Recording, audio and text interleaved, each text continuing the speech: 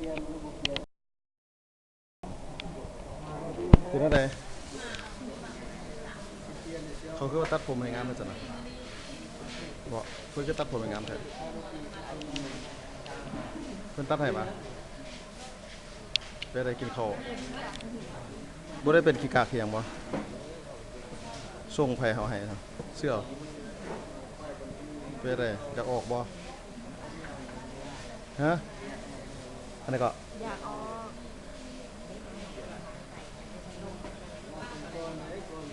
คันออกไปยังเสียคือเก่าบ่แท้ๆเด้บัดนี้สัตว์ดอนนาวทนเท้าดอนนางพุ่นเด้อันนี้มันทดสอบซื่อๆได้นี่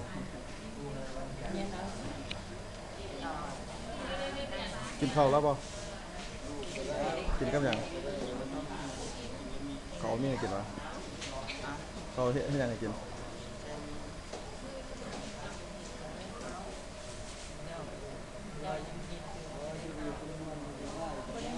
ห้องน้ำนี่เป็นอันใดบ่ได้ย้ายมาอยู่น้ำเขาพี่ว่าบ่ได้มาพี่ว่า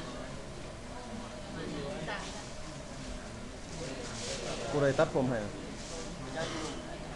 ตำรวจตัดเหรอ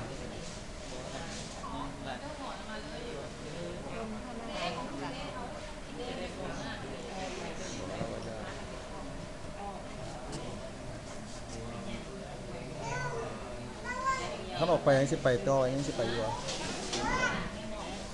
นี่ไปหาเขาบักเกตบักหาบักเกตบักนั่นอยู่วะสิไปหาอยู่วะว่าแต่ปากติว่าบ่แล้วยังต้องสิลักไปอีกนะบอกไปกับพัดขา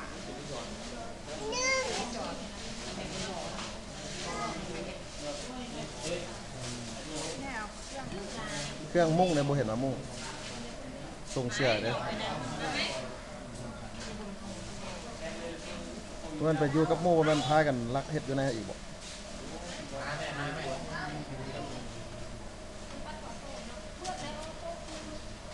เกือบได้มีรอดเกือบใส่น่ะอาบน้ำได้สลิปได้มีบ่อยากออกไว้บ่หรืออยากอยู่ต่ออยากออกไว้แล้วญาติไปต่ออีกติ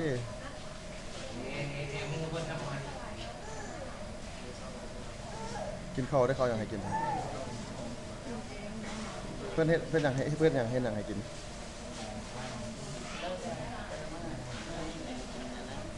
อันนี้ก็มีอะไรกินกินนั่นหิวบ่อันเพื่อนเฮ็ดหยังให้กิน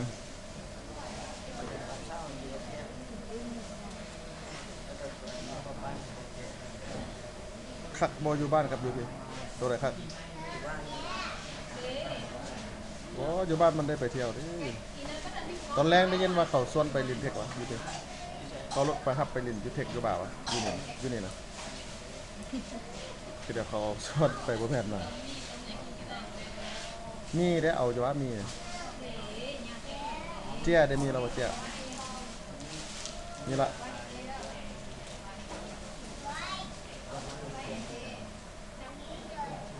แล้วบอกว่าอยู่เฮือนอยู่ดีๆบอกว่าไปเฮ็ดเวียกนำพอบ่ไปเห็นบ่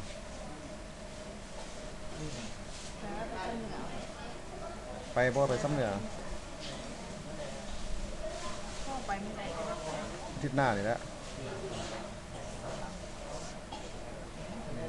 บ่อยากบ่คิดหาน้องวะไปได้นอนกลางมุ้งบ่บ่เขาบ่ให้กลางวะ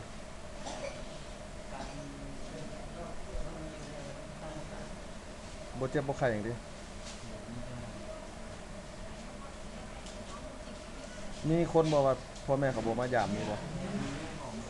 เขาจะได้บ่มายามนั่งเท่านั้นแหละ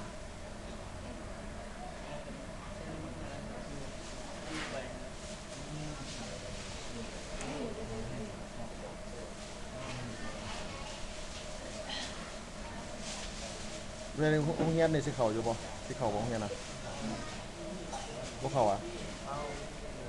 สมมุติเอาไปเข้าโรงเรียนแล้วสิไปหาหมู่คือเก่าอยู่วะ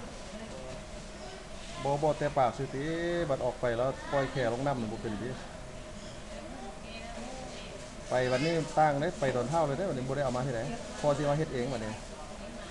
เมื่อกี้นี่มันปล่อยเขามาซื่อๆเสียเงินก็